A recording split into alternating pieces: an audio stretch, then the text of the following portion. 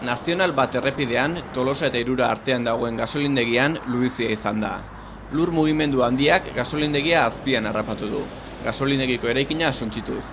Goizeko 5 aldera, gasolindegian lanean ari zen langilea ohartu da, zoruan ezohiko pitzadura bat zegoela. Bada ezpada gasolindegia utzi du langileak. Handik 4 ordura, goizeko 9:04 aldera, gasolindegi gaineko mendiari eusten zion harrizko horma mugitu eta lur eta harri kantitate handiak erori dira gasolindegira. Gasolindegiko markesinak ez du kalterik izan, baina lur mugimendu gehiago gertatu daitezkelakoan daude bertaratu diren adituak. Goizean zehar gasolindegiko arduradunak, babes zibileko kideak, ertzainak eta geologoak inguru aztertzen aritu dira. Luizia zerk eragin duen aztertzeko eta konponketa lanak nola egin daitezkeen aztertzeko.